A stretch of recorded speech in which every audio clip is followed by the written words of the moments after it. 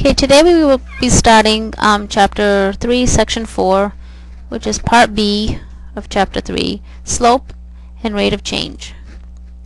The slope of a line is the formula rise over run, which is y2 minus y1 over x2 minus x1.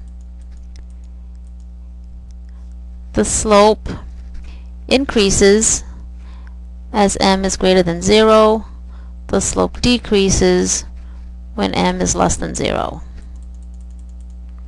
Here is an example to find the slope of the line through these two pairs of points.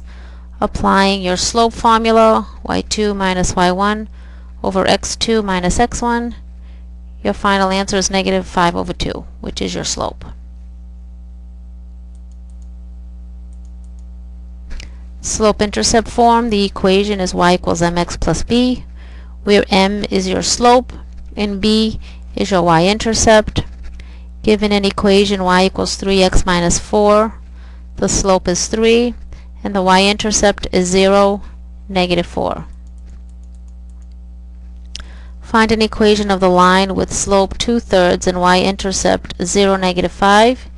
You substitute the 2/3 into your m, which is your slope, and negative 5 into your b. Again, 0, negative 5 is your y-intercept. When x is equal to 0, the value of y is your b. So your final equation is y equals 2/3 x minus 5. The slope of a horizontal line is 0. The slope of a vertical line is undefined. Graphing y is equal to 3. You plot a point at 0, 3, which is the y-intercept, and you draw your horizontal line at y equals 3. X equals negative 3. You plot your point at x equals negative 3, and you draw your vertical line. Again, recall the slope of a vertical line is undefined. Parallel lines have the same slope. Determine whether these two lines are parallel. Rewriting the first equation, y equals negative 3x plus 9 over 2. Rewriting the second equation, y equals negative 3x minus 3. The slope of the first line equals the slope of the second line. Therefore, the two lines are parallel. Two lines are perpendicular if they lie on the same plane and intersect at a 90-degree angle. Therefore, the slopes, the product, is equal to negative 1, or m1 equals the negative reciprocal of m2. Determine whether these two lines are perpendicular. Again, rewriting the equation, y equals negative 1/3 x minus 5. Rewriting the second equation, y equals 3x minus 1. The slope of the first line is negative 1/3. The slope of the second line is 3. Therefore, the slopes have the negative reciprocals, which means they are perpendicular. Section 3.5, slope-intercept form of a line. Finding the slope of the line, rewriting the equation in slope-intercept form. The slope is m, which is 3.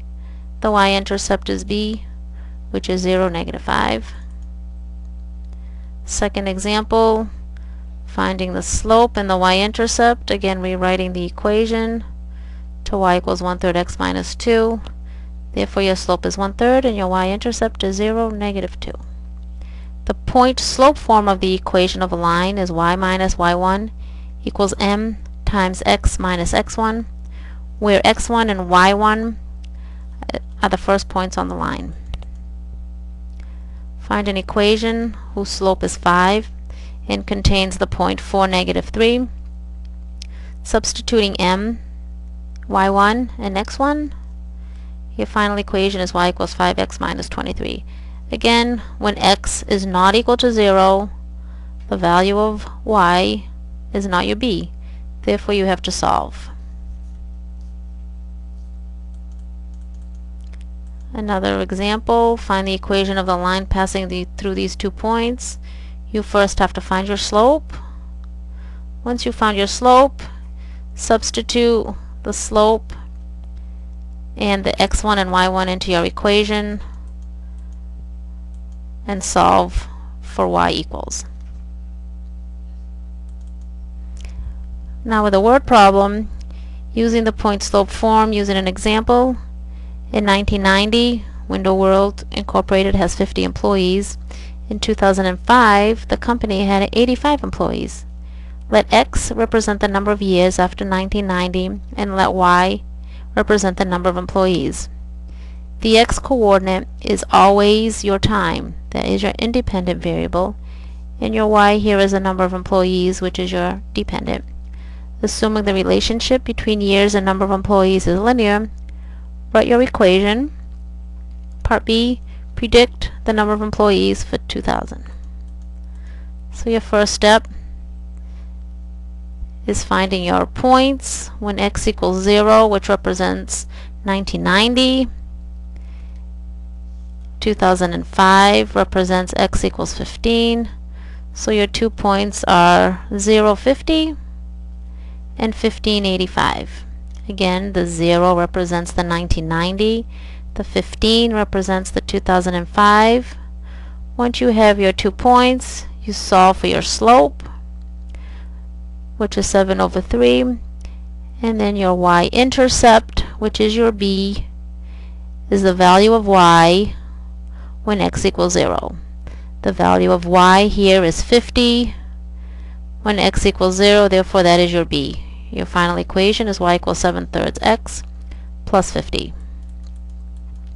Now to predict in the year 2000, x is equal to 10 because the initial year is 1990.